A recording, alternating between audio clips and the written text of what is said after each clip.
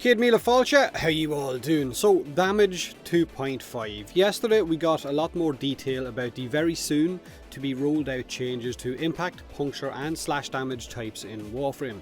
This is part 1 of the damage changes, with part 2 to be rolled out sometime in 2018.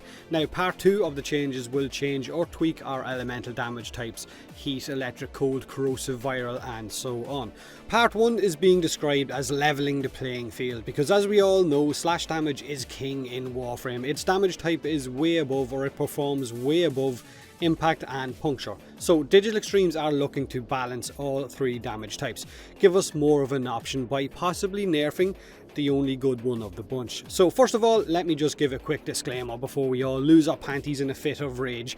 Until these changes are implemented, it is hard for us as players to judge how well all of these changes are going to perform. Slash might still be fine, impact could be a lot better, puncture could have the potential to keep our weaker Warframes alive for longer, shoulda, woulda, coulda, the hero we never fucking asked for. So I'm gonna hold my judgment until these changes actually get added into the game, and you should too. Now, the changes to slash status effects are pretty simple. Right now in Warframe, if a weapon has a small amount of slash as a base damage type, then when it inflicts a bleed on an enemy, it scales off your weapon's total base damage. After these changes, it will scale only off that small amount of base slash damage type. And we also don't know if it will scale off 100% of that damage, or if the slash scaling is a lower percentage. Now, if the slash damage scaling percentage is lower than 100, then it could be a universal nerf for all slash weapons. Let's take the Opticore as an example. Right now, before damage 2.5 changes, it deals 1000 base damage. 50 of this damage is slash, 850 is puncture and 100 is impact. But if you're lucky enough to get it to inflict a bleed effect on an enemy, then that bleed would scale off of its total damage. That 1000 base damage would scale that bleed effect right the way up, and it would kill an enemy pretty damn quickly. With damage 2.5 changes, it will only scale off of that 50 base slash damage, which means the bleed effect will be absolutely tiny. And if the scaling is lower than 100% of that 50, imagine if it was 50% of that 50 slash damage, then it wouldn't be even worth talking about, it would be a lot worse. However, weapons with a higher amount of base slash damage will still deal powerful bleed effects, like the Galatine Prime, which is 95% slash based, or the Atarax or the Tiger's Prime. These weapons should all still be amazing. In fact, they could see a buff in damage output, and it could make other slash based weapons a lot more viable.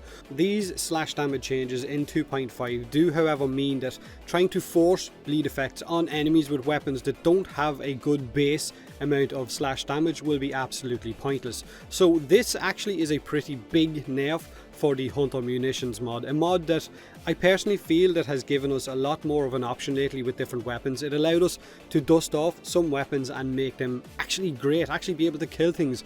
I mean, my Convectrix could kill a 30 level enemy in a few seconds with Hunter Munitions equipped. So putting Hunter Munitions on a puncture based weapon or an impact based weapon that only has a tiny amount of slash damage as base damage could be completely pointless. But again, we don't know until these update actually hits. Also, certain melee stances have forced bleed effects built into their combos, so unless they decide to keep the melee damage as it is right now for the forced bleed combos on those stances, then you could see a nerf to certain melee weapons as well, like maybe rapiers or other weapons that you may have liked or ran with for their large bleeding potential. So is slash damage getting a nerf? Yes, on weapons that aren't heavily slash based, definitely a nerf. And if the scaling potential is lower than that 100% of the base slash damage, then it could be a universal nerf all the way around for all weapons, but we don't know what that percentage actually is until we get the update. So again, I'll hold my judgment until we get to play with the changes and not rage too much. I've played the game for long enough, I've seen changes like this come and go, and I've seen the community rage, and after a few weeks it's all forgotten about and we find a new meta to run with. So again, we'll just wait and see. Now, the changes to impact will make primarily impact-based weapons a great means of crowd control. Weapons that deal minor impact per bullet will stagger enemies, while hard-hitting impact weapons like the Vulcar will ragdoll them, or has the potential to ragdoll them, and give you a chance to clean up groups of enemies. Now, the changes to puncture will scale in a similar way to impact and give enemies anything from 10 to 75% damage reduction, depending on how hard the weapon you're using actually hits them, which is a pretty big buff up from 30% damage reduction, which is is what we're used to right now. I'll be honest about puncture, I really don't see this as being useful in any way. Puncture still sounds shit, I'm sorry, it just does. And this change is being described as if it's going to be amazing for our weaker Warframes. You can now reduce the damage of this heavy gunner as it shoots at you by up to 75%. Okay, that is pretty cool, I'm not going to lie. But what about the other 20 level 100 enemies that are shooting at me at the same time? A weaker Warframe is still going to get melted in the blink of an eye. Why make it reduce enemy damage? It doesn't seem to fit the puncture name. Help us kill them faster. It is called puncture damage, so make it maybe pierce them and open up weak points in their armor instead. Make it punch through weaker enemies, not reduce damage output by an enemy. But maybe it will be amazing, who knows. So simply put, impact will be crowd control and puncture will reduce the damage enemies do to you by 75%. Now, a comment that I've been reading a lot of for months now, ever since they first hinted at these changes on some of my previous videos where I touched on this subject, and it is a pretty valid comment, is, you know what else is great for crowd control? Dead enemies. You know what else is great for damage reduction? Dead enemies. Bodies strewn all over the place that have no potential to shoot back at you.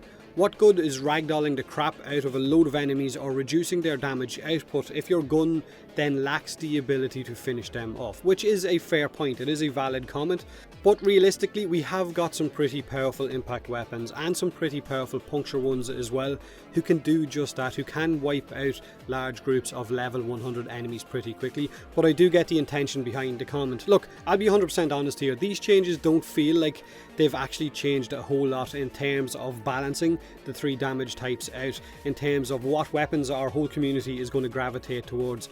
Slash based weapons could still be the best in game depending on the scaling percentage of that base slash. Players will still use the Tiger's Prime, demaiming Atarax and so on. Impact weapons like the Sobak or the Volkar Wraith will still be amazing weapons that can now ragdoll as well.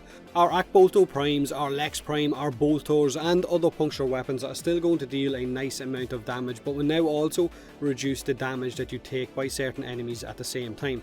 So I know in terms of the slash changes it all seems doom and gloom, but like I said earlier, I've seen changes like this happen time and time again in Warframe. I've been playing it for nearly 5 years and the community gets all annoyed about it, and after a few weeks it changes and we have a new meta to run with, new powerful weapons, and it's kind of a little bit forgotten about. So I'm going to hold my judgment until the update actually hits and until I can jump onto weapons and check them all out and check out Hunter Munitions on some of the weapons that aren't primarily slash based and see how it performs now. And of course I'm going to check out some of the stances that have the forced bleeds on them as well and see if they're now nerfed at the same time. Do me a huge favour and let me know in the comments section below what you think of these incoming changes. Hit that like button if you enjoyed the video, or don't if you didn't. Subscribe for more Warframe, and as always, thanks very much for watching.